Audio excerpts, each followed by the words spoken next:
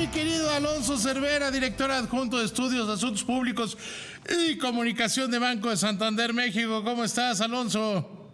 ¿Qué tal, David? Muy buenas noches. Bien, con gusto de saludarte. Oye, la interpretación tuya de Santander, de lo que pasó viernes, lunes y hoy en los mercados, ¿cuál es tu interpretación?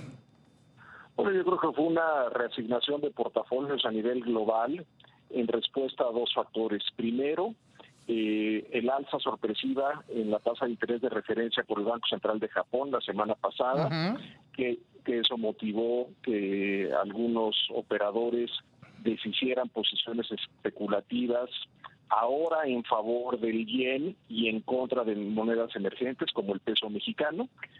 Se hace más caro apostar en contra del yen cuando suben la tasa en Japón.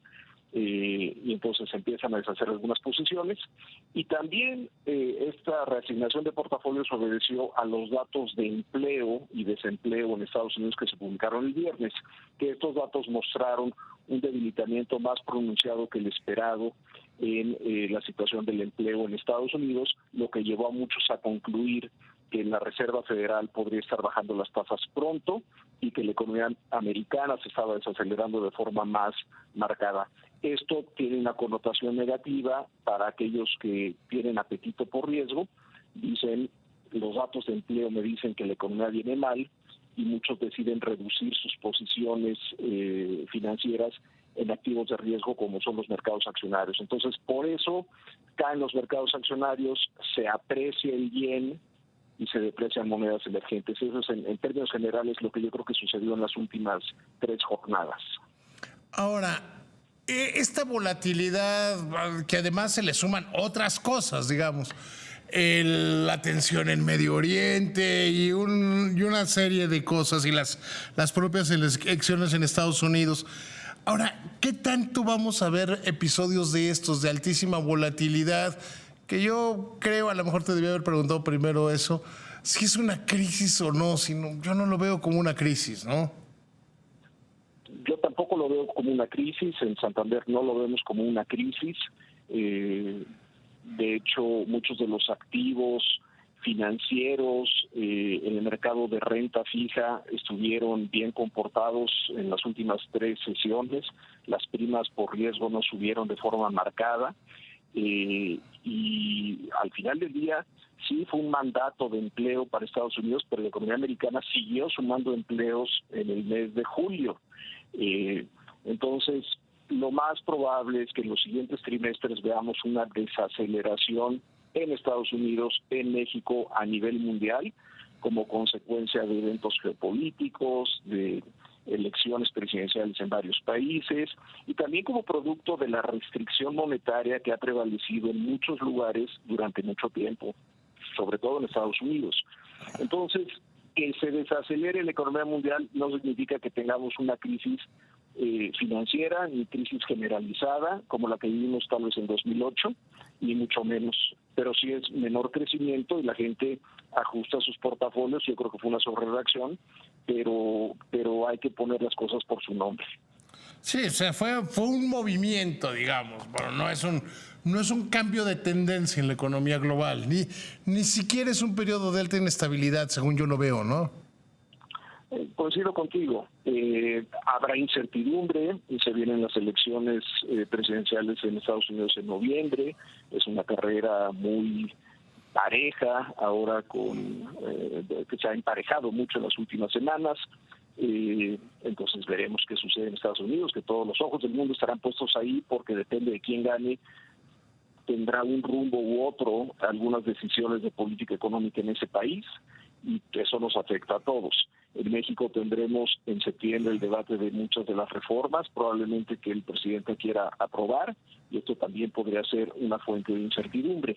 Y como tú mencionabas, hay temas geopolíticos que desafortunadamente no se resuelven, el caso de Rusia y Ucrania, el caso en el Medio Oriente, que son temas muy, muy desafortunados, que simplemente inyectan más aversión al riesgo entre los inversionistas e inhiben un mayor crecimiento a nivel mundial, pues las decisiones de inversión se siguen posponiendo a la luz de estos eventos, ¿no?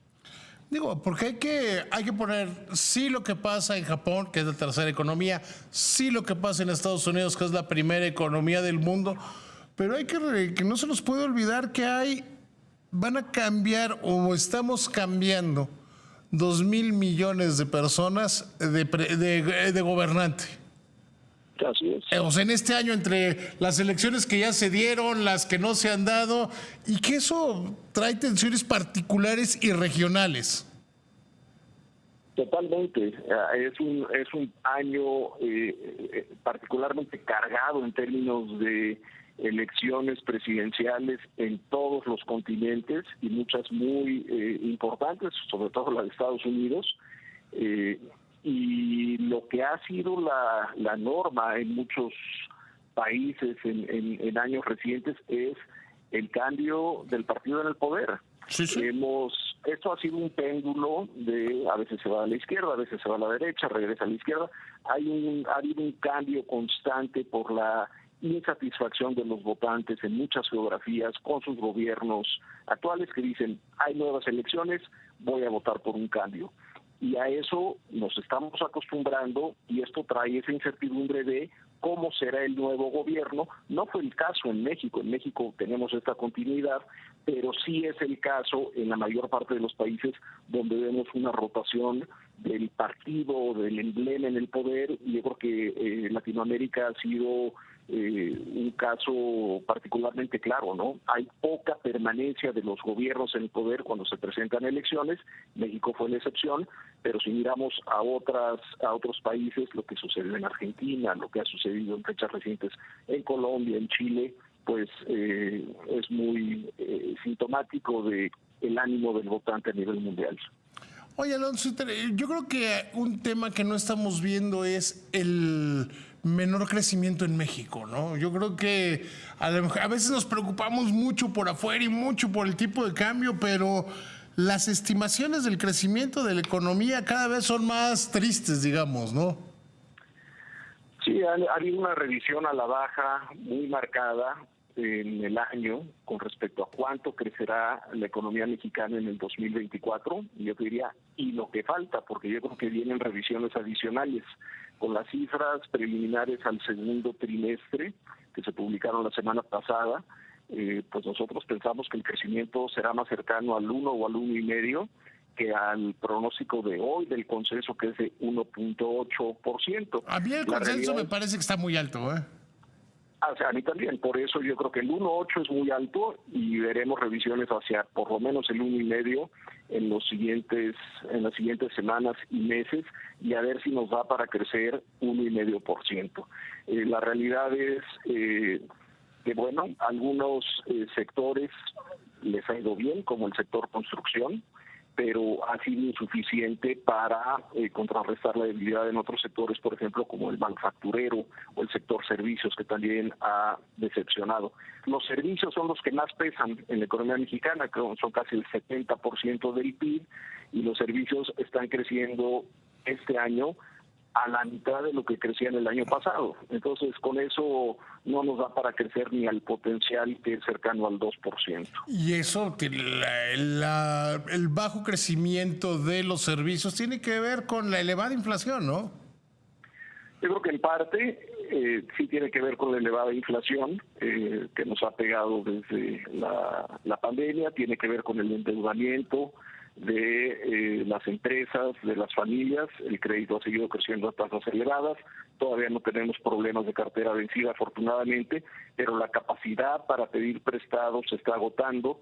Y también algo que es bien importante, la economía americana se viene desacelerando, nuestras exportaciones están muy planas, no tienen una tendencia creciente, y si dejas de crecer secuencialmente, mes con mes, trimestre contra trimestre, pues dejas de demandar más servicios que en el pasado. Para exportar tú requieres transporte, comunicaciones, seguros, almacenaje. Si tus exportaciones no están creciendo, no está creciendo tu demanda por esos servicios. y por eso la economía crece a una tasa baja. Eso es lo que está pasando y yo creo que eso es lo central para explicar la atonía de la economía en lo que va de este año. Tienes toda la razón. Alonso, siempre me da mucho gusto platicar contigo. Que te vaya muy bien. Muchas gracias, David. Igualmente. Buenas noches. Buenas noches.